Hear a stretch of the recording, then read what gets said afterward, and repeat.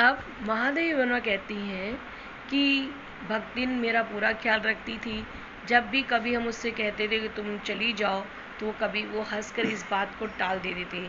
महादेवी वर्मा ने कभी भक्तिन को अपनी सेविका नहीं माना और ना ही भक्तिन उनके साथ ऐसा व्यवहार करती थी कि वो नौकरानी है। बिल्कुल पारिवारिक सदस्य की तरह वो रहती थी। महादेवी वर्मा के जो मिलने वाले थे, जो उनके साहित्यिक बंधु थे, वो महादेवी वर्मा को जितना मान सम्मान देते थे, भक्तिन भी उनको उसी प्रकार से मान सम्मान और आदर देती थी। भक्तिन की इस व्यवहार से महादेवी वर्मा को बहुत आश्चर्य होता था कि ग्रामीण युवती किस प्रकार से लोगों के साथ लोग व्यवहार करती है।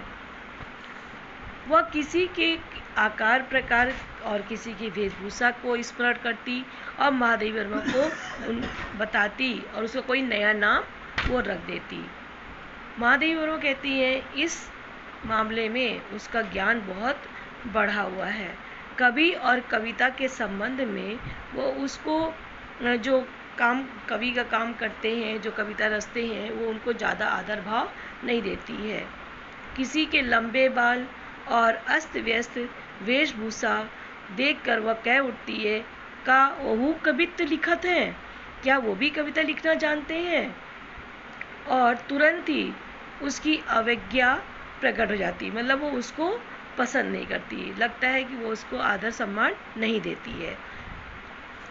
तब ऊ कुछो करे हैं धरे ना, बस गली गली गावत बजावत फिरे हैं। तब भक्तिन कहती है वो कुछ करते रहते नहीं है, खाली गली गली गाते बजाते फिरते हैं, पर सबका दुख उससे प्रभावित करता है।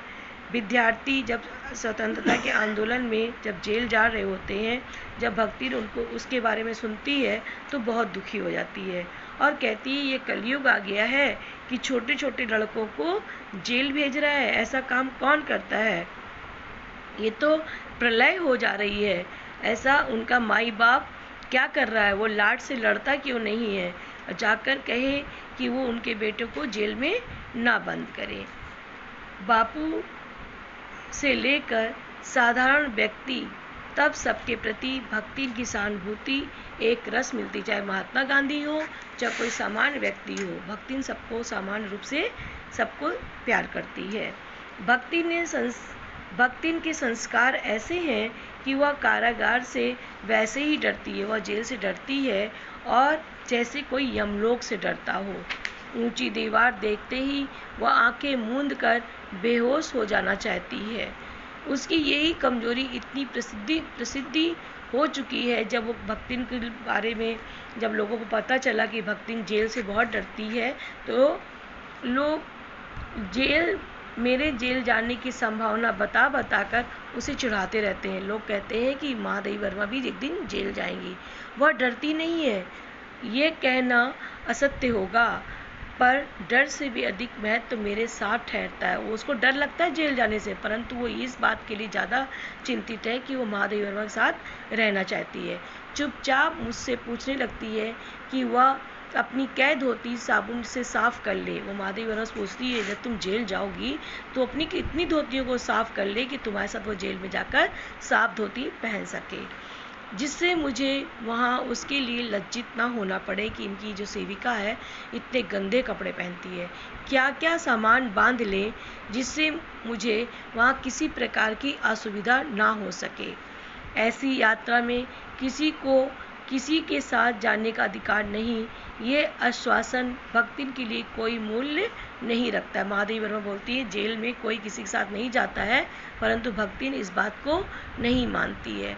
वह मेरे ना जानने की कल्पना से इतनी प्रसन्न नहीं होती जितनी अपने साथ ना जा सकने की संभावना से अपमानित होती है। उसे लगता है कि महादेवी वर्मा जेल नहीं जाएंगी तो उसे इतनी खुशी नहीं होती, उसे इस बात का ज़्यादा दुख होता है कि अगर उसको क्यों नहीं ले जाया जा रहा है। अगर महादेवी वर्मा जेल नहीं जा रही हैं तो वो भी नहीं जाएगी, लेकिन अगर महादेवी वर्मा जेल जाएंगी तो उसे भी जेल जाना चाहिए। भला ऐसा अंधेर हो सकता है जहाँ मालिक वहाँ नौकर, मालिक को ले जाकर बंद कर देने से इतना अन्याय नहीं, पर नौकर को अकेले छोड़ देने से पहाड़ के बराबर अन्याय है।